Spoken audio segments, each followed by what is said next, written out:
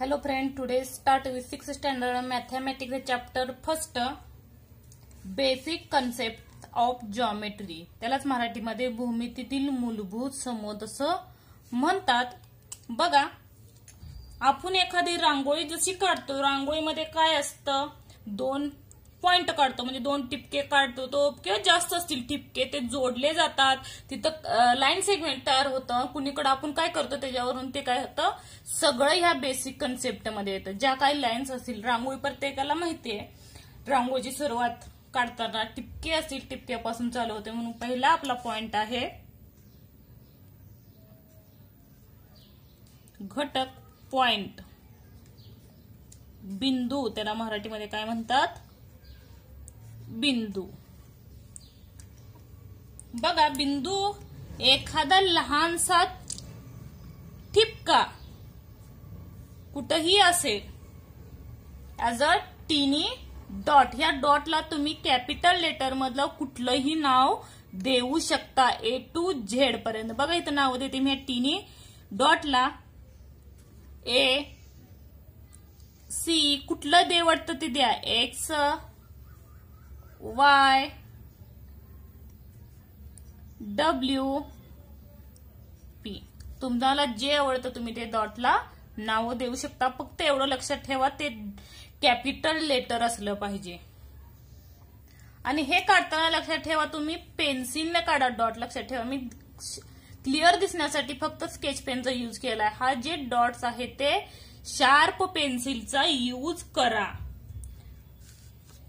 बघा, ह्याच्यामध्ये पॉइंट लिहून घ्या वाटलंच तर. जे काही मी सांगितलं तोंडी ते फक्त लिहून काढा, नोट डाऊन करा. काय, a point is shown, a point is shown by, कशाने शोन केलेत आपण, अतिशय छोट्या टिपक्याने, ऍज अ टीनी. टीनी म्हणजे लहान, डॉट म्हणजे टिपके, ऍज अ टीनी डॉट किंवा डॉट्स, कारण अनेक टिपके काढलेत आपण, त्यामुळे लहान टिपके. दुसरा बघा, we can use, you can use sharp pencil to make dot. हे जे डॉट्स काढण्यासाठी जे काही पॉइंट आहेत ते पॉइंट काढण्यासाठी तुम्ही शार्प केलेली पेन्सिल यूज करा. नेक्स्ट बघा, a point can given name. त्याला जे काही पॉइंट आहेत त्याला काय द्या, नाव द्या. The point can be given a name. नंतर जे काही पॉइंटला नाव दिलं, पण ते नाव कसं द्यायचं ते बघा. द पॉइंट नेम, नाव द्यायला, त्या पॉइंटला नाव देण्यासाठी वी यूज, कशाचा यूज करायचा, कॅपिटल लेटरचं. Use capital letters like A B C D E असे डॉट डॉट डॉट झेड पर्यंत. झेड पर्यंत तुम्ही कोणतंही नाव या पॉइंटला देऊ शकता. हा पॉइंट क्लिअर झाला असेल तर नेक्स्ट पॉइंट पाहू आता. नेक्स्ट बघा, सेकंड, लाईन सेगमेंट.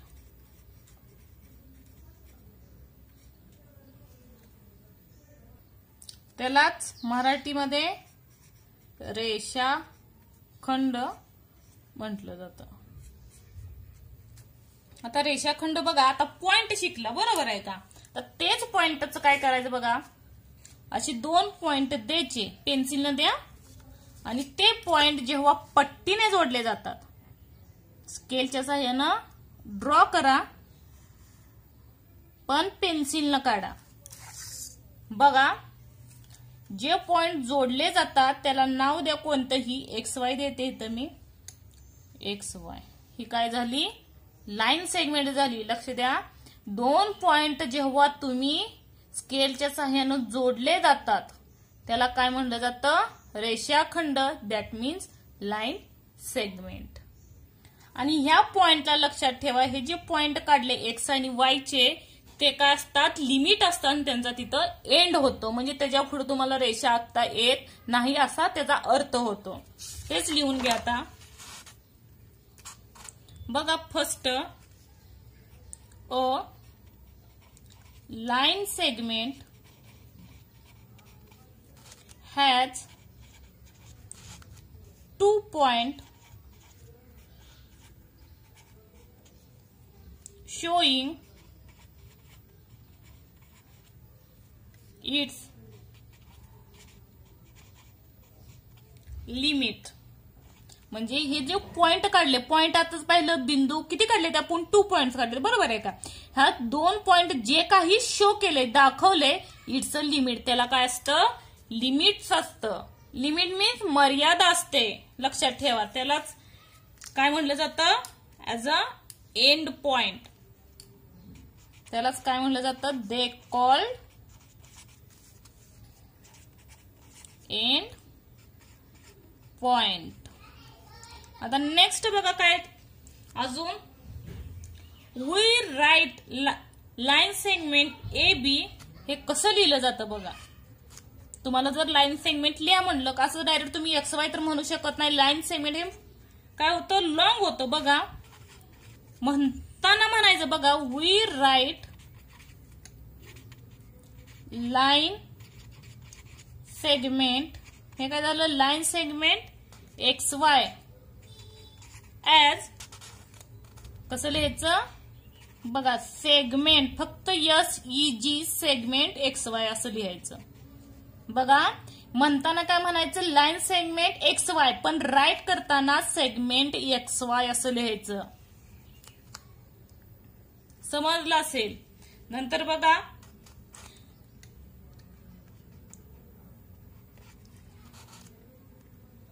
हे काय झालं? शॉर्ट झालं. तेच लिहायचं आहे ऍज अ रिटर्न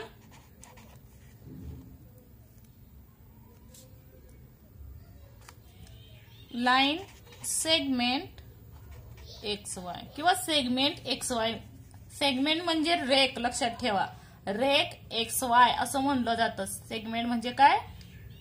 रेख. कारण हो का, रेख दोन शब्द घेतलेत त्यामुळे लाईन सेगमेंटला रेख असा म्हणजे सेगमेंट पूर्ण फक्त एवढा लिहिला तरी चालतो. Segment XY. हा, तर नेक्स्ट घटक बघा. बघा, थर्ड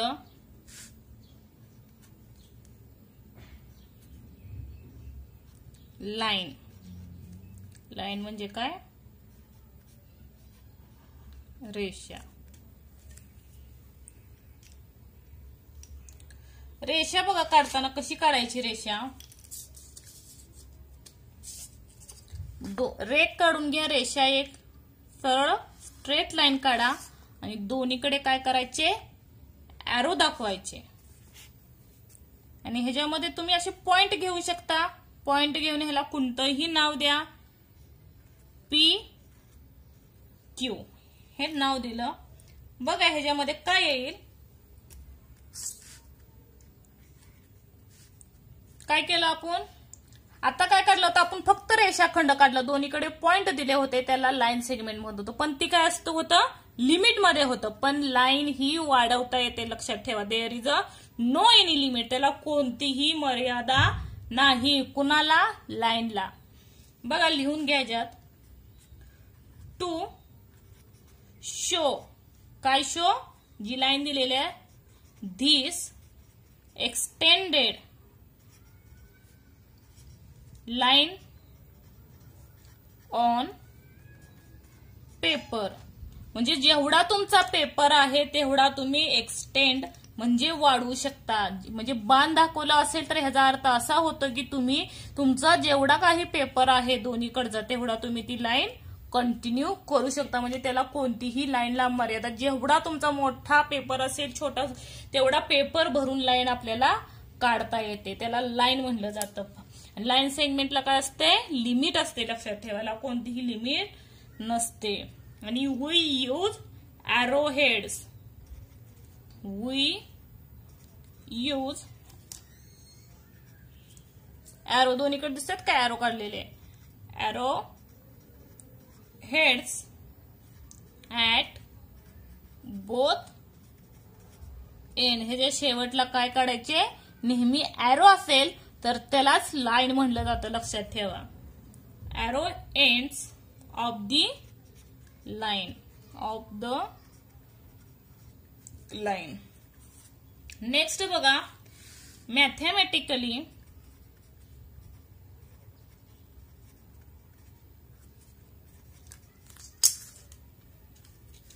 वी से, गणितीदृष्ट्या काय म्हणलं जातं, से लाईन. वी मीन म्हणजे त्याचा अर्थ काय होतो, स्ट्रेट लाईन. स्ट्रेट म्हणजे काय, सरळ.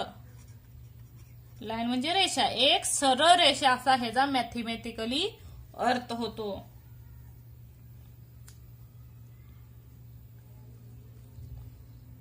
आणि हे कसं राईट केलं जातं बघा, we can return as line, कारण लाईन चालू आहे त्याच्यामुळे लाईन पी क्यू और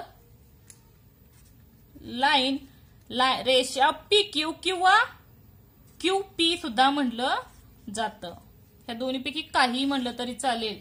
पी क्यू म्हणलं तरी चालेल, क्यू पी म्हणलं तरी चालेल, पण लाईन पी क्यू किंवा लाईन क्यू पी काहीही म्हणा. आणि ह्याला तुम्ही पूर्ण रेषेला एखादं नाव सुद्धा देऊ शकता. इथं यल, त्याला काय म्हणलं जातं, चौथ्या पॉइंट मध्ये घ्या, also be return as line L.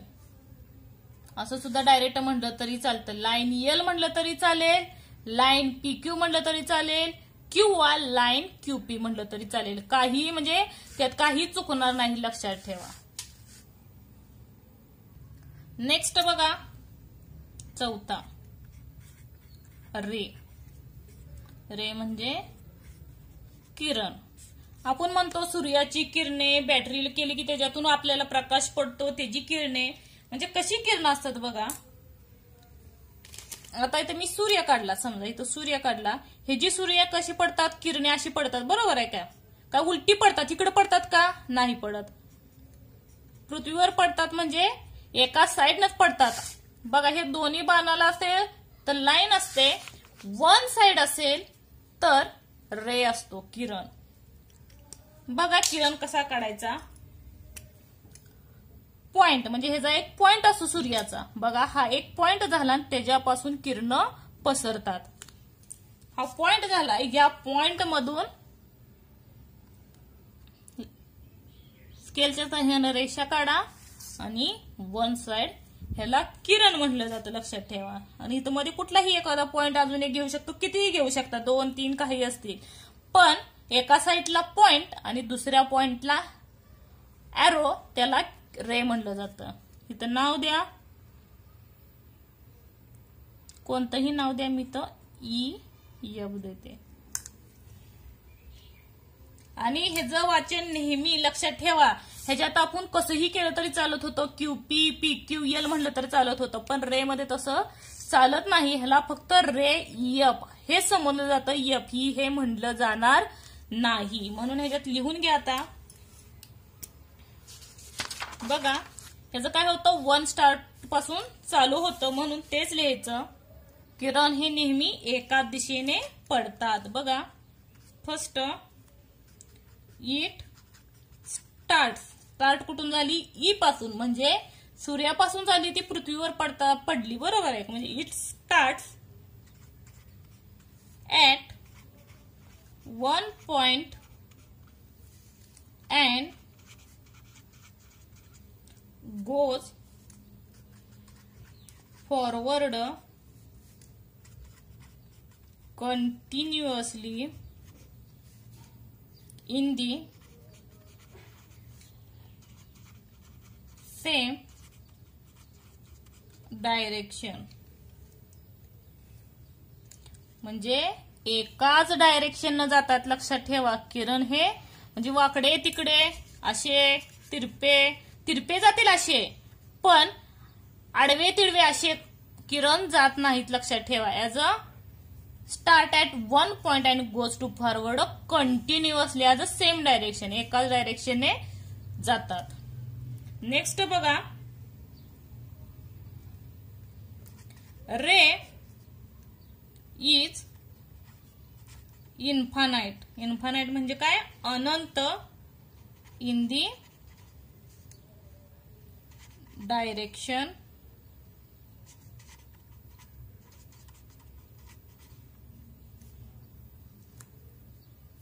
F.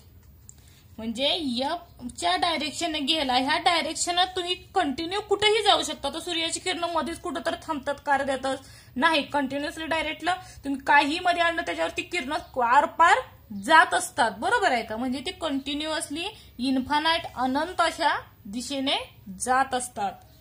Next बघा,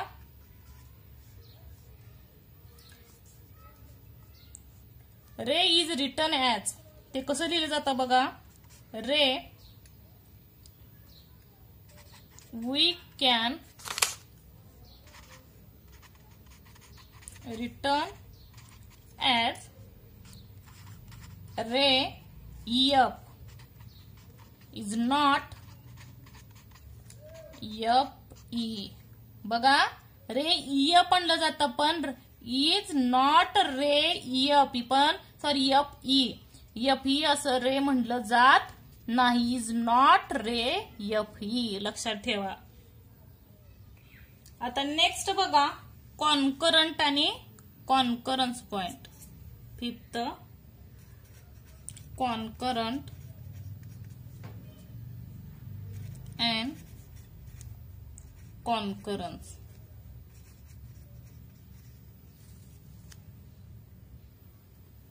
त्यालाच काय म्हणलं जातं मराठीमध्ये? कॉन्करंट लाईन लिहा. सॉरी, इथं कॉन्करंट लाईन म्हणजे एक संपाती रेषा आणि संपात बिंदू. संपात बिंदू. कॉन्करंट लाईन म्हणजे एक संपाती रेषा आणि कॉन्करंट म्हणजे संपात बिंदू. आता बघा, आता मी काय करते, अगोदर एक पॉइंट काढला. या पॉइंट मधून मी काही रेषा काढल्या. बरोबर आहे. ह्या पॉइंटला नाव देते मी, कोणतंही नाव द्या. एक्स हे नाव देते.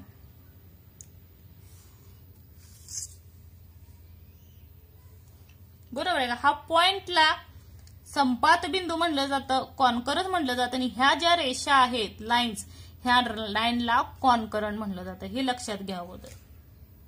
हा जो पॉइंट आहे, पण ह्या पॉइंट मध्ये दोन किंवा दोन पेक्षा जास्त रेषा गेल्या पाहिजे. त्या ह्या पॉइंटला कॉन्करन्स पेन्सिल येते. आणि ह्या जे काही रेषा आहेत, ह्या रेषांना काय म्हणलं जातं? CURRENT, concurrent line. काय म्हणलं जातं? Concurrent line. ह्या ज्या तीन रेषा आहेत, मग ह्याच्यावरून व्याख्या लिहून घ्या म्हणजे समजेल कशाला म्हटलं जातं. बघा, आणि ह्या बिंदूमधून आपल्याला काय इन्फानाइट अशा लाईन्स काढता येतात अशा. बरोबर आहे का? अनंत कितीही तुम्ही त्या बिंदूतून कितीही रेषा काढू शकता. बघा, लिहून घ्या ह्याच्यात. When two or more line, when two or more line, दोन कमीत कमी 2 किंवा 2 पेक्षा जास्त. इथं 3 आहे, 3 चालतील, 2 असतील तरी चालतील, त्याला कॉन्करंट लाईन म्हणलं जातं. बघा, 2 or more lines pass through the same point. म्हणजे त्याचा पॉइंट एकच पाहिजे, लक्षात ठेवायची. ह्या ज्या रेषा आहेत 2 किंवा 2 पेक्षा जास्त, त्या एकाच पॉइंट मधून गेल्या पाहिजेत सर्व. 2 असतील किंवा 2 पेक्षा जास्त. दे आर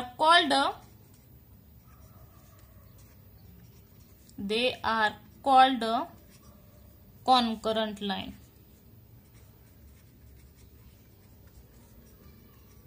बघा, लक्ष द्या, जो काही पॉइंट आहे त्या पॉइंट मधून 2 किंवा 2 पेक्षा जास्त रेषा गेल्या तर त्याला काय म्हणलं जातं? Concurrent line. ह्याला एखादं नाव देते मी. बघा, ABC is a concurrent line. इथे लिहू शकता कॉन्करंट लाईन ABC. लक्षात ठेवा, कॉन्करंट लाईन कुठल्या आल्या? ABC.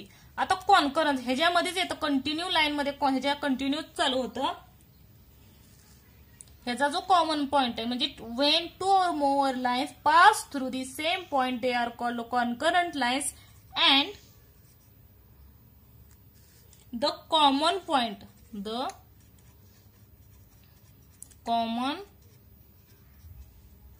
point through which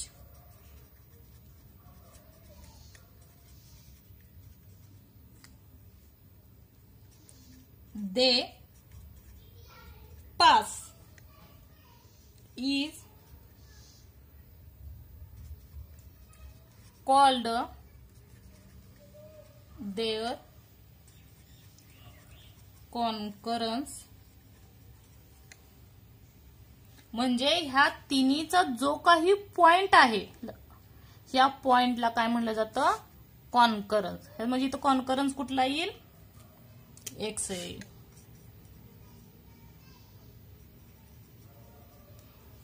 concurrence x. आता नेक्स्ट घटक बघा, पहिल्या ह्याच्यामधला कोलिनियर पॉइंट. 6वा असेल किंवा 7वा असेल, जो असेल तो घाला. Collinear point.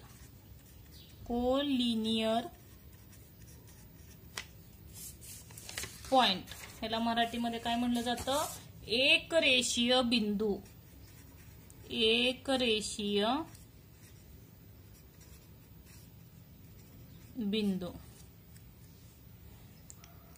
अगोदर व्याख्या लिहू, अगोदर मग ह्याचं कसं काढलं जातं ते पाहू. बघा, त्याची definition.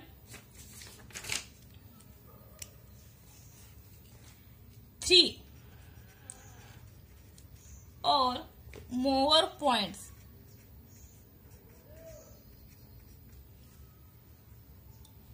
which lie on a single straight line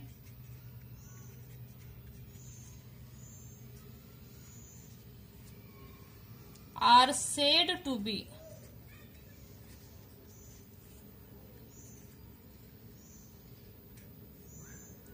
collinear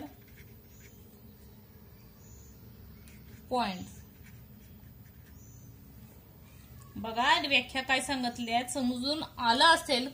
बघा, 3 और मोर पॉइंट म्हणजे 3 किंवा 3 पेक्षा जास्त बिंदू एका सरळ रेषेत येत असतील तर त्याला काय म्हणलं जातं? Collinear point. आता तुम्हाला कुठलेही कशीही पॉइंट दिले असतील. बघा,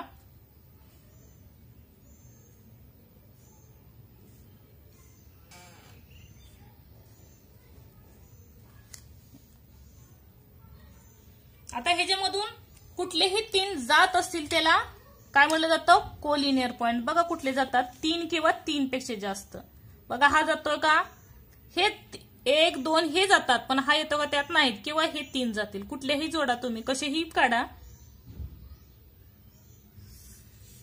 पण 3 किंवा 3 पेक्षा जास्त पाहिजेत. बघा ह्याला नाव द्या वाटलंच तर. ABC DEFGHIJK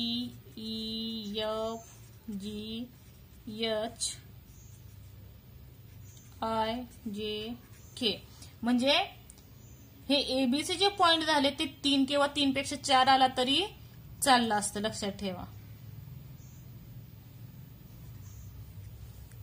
3 किंवा 3 पेक्षा जास्त एका सरळ रेषेत येत असतील त्याला कोलिनियर म्हणतात. आता नेक्स्ट बघा, नॉन कोलिनियर. नॉन कोलिनियर ही जाईल. तुम्हाला जर आकृती काढायची असेल तर मराठीमध्ये काय म्हणतात? नेकरेषीय. नेकरेषीय. कोलिनियर तो पॉइंट राहिला बघा, पॉइंट. नेकरेषीय बिंदू हे जे काय येणार, आता 3 किंवा 3 पेक्षा जास्त बिंदू एका रेषेत असतील तर त्याला काय म्हणलं जातं? कोलिनियर. आता 3 किंवा 3 पेक्षा जास्त बिंदू एका रेषेत येत नसतील, not a straight line is called as non collinear. तेच आहे, फक्त इथं काय येईल? नॉट अ स्ट्रेट लाईन येईल. बघा लिहा व्याख्या.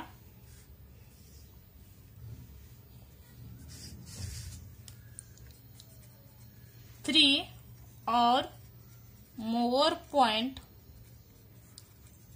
which lie on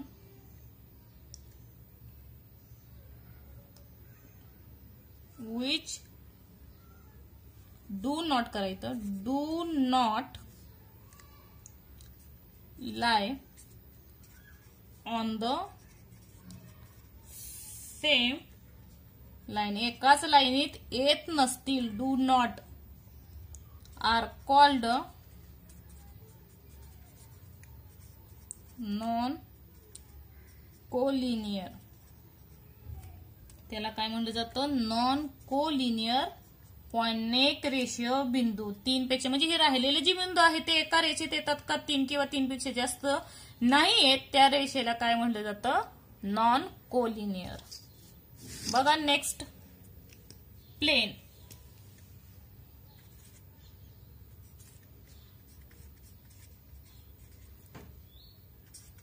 प्रतल. आता हे जे पेज आहे ते कसं आहे? एक प्रतलाचाच भाग येतो. पसरट भाग वही असेल, पुस्तक असेल, पेन असेल, जो काही परशी असेल, जो काही सपाट पृष्ठभाग आहे, कशाचाही असेल, कंपास असेल, पट्टी असेल, जो काही सपाट पृष्ठभाग आहे त्याला काय म्हणलं जातं? प्लेन म्हणलं जातं. आता मॅथमॅटिकली कसं म्हणलं जातं? A flat surface. व्याख्या जर लिहायची असेल, अ फ्लॅट सरफेस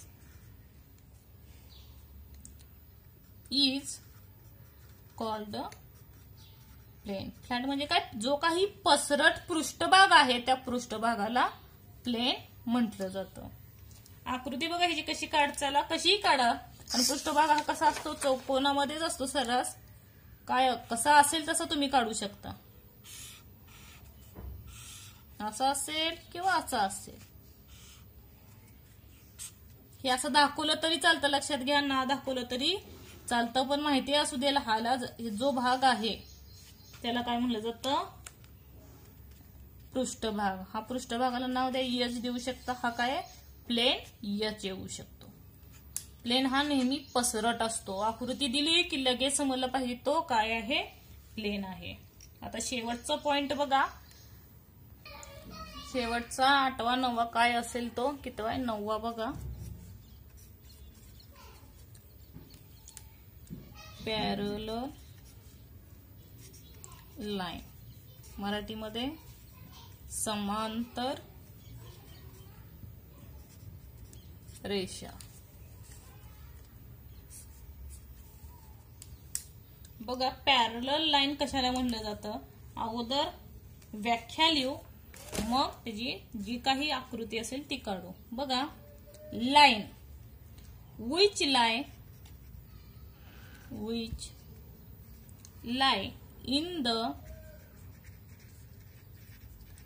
same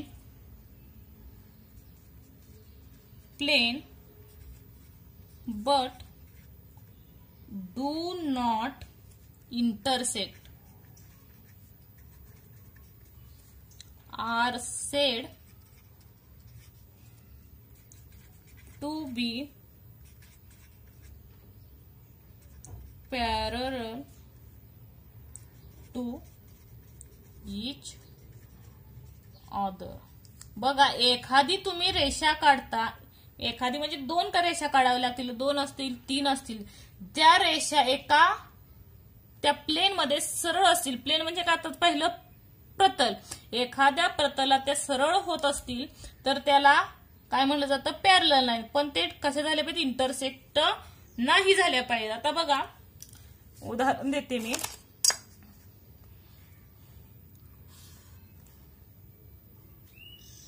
काय काढल्या, 2 लाईन काढले मी. आता हे दोन्हीकडे बाण दाखवले म्हणले हे काय झाल्या, लाईन झाल्या. ह्याला नाव देते मी एल आणि एम. अजून एक रेषा काढते.